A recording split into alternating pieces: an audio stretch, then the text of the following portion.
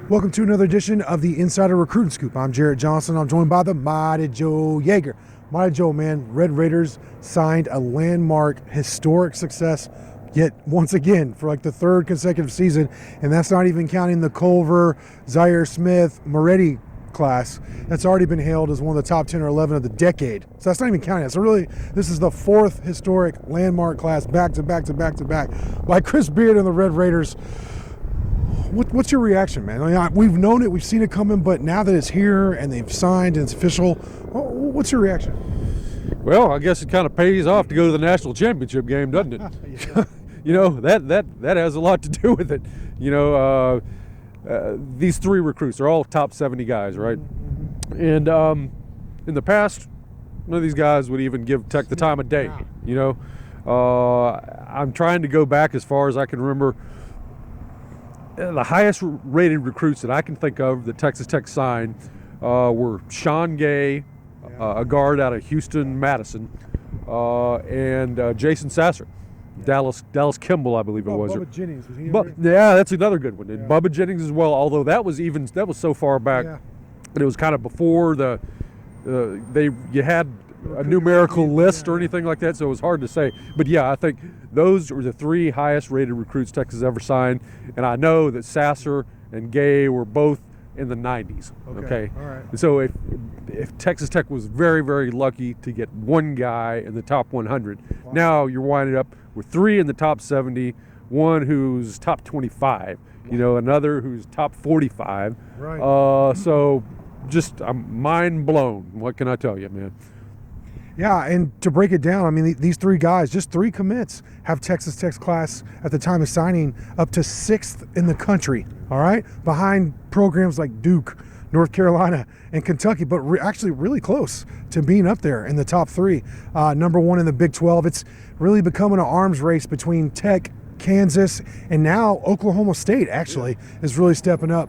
So I mean, it reminds me of the arms race that we saw in the Big 12 in football when they were considered like really right there with the SEC or even higher back in what I guess the late 90s, early aughts.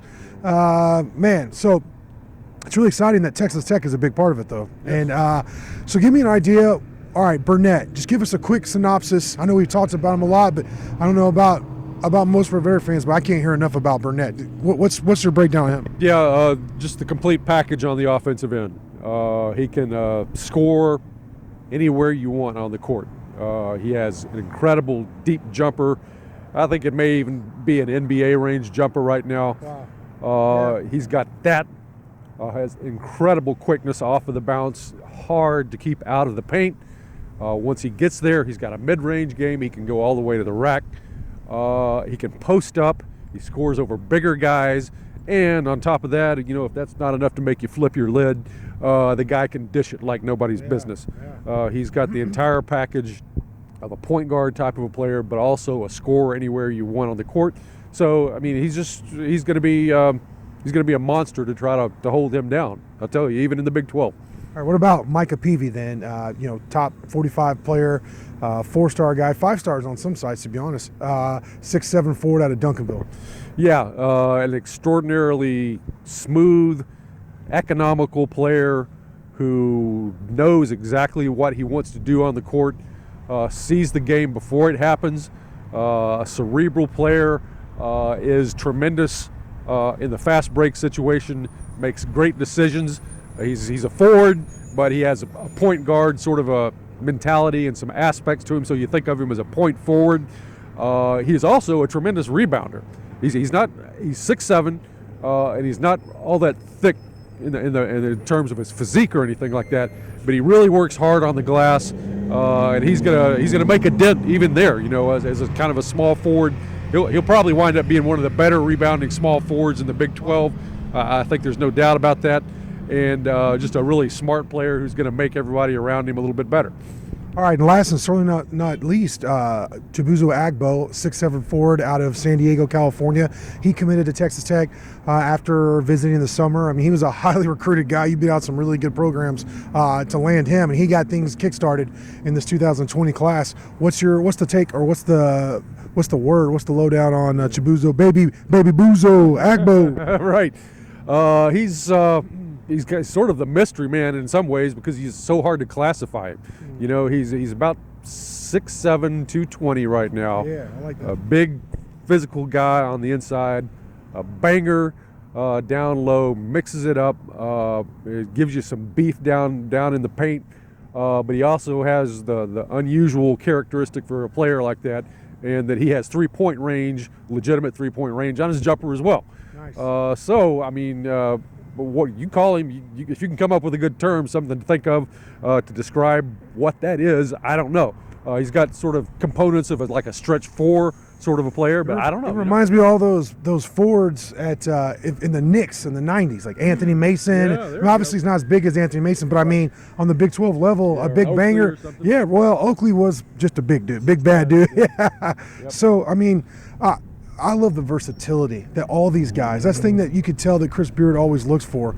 You got a combo guard in Burnett who can be like a scoring guard, or he can be a point guard, or he can be just be an off guard guy. I mean, there's a lot of possibilities. I mean, I'm just thinking in the future, pairing him with Nadolny, and how are you going to keep both those guys out of the lane? Yeah. You know what I mean? And then when you think of these two forwards, both of them bring different things, but they're both so versatile, and both of them can play the 3 or the 4, even though Tech's positionless. You know what I'm saying? They can match up with those guys and play those kind of roles.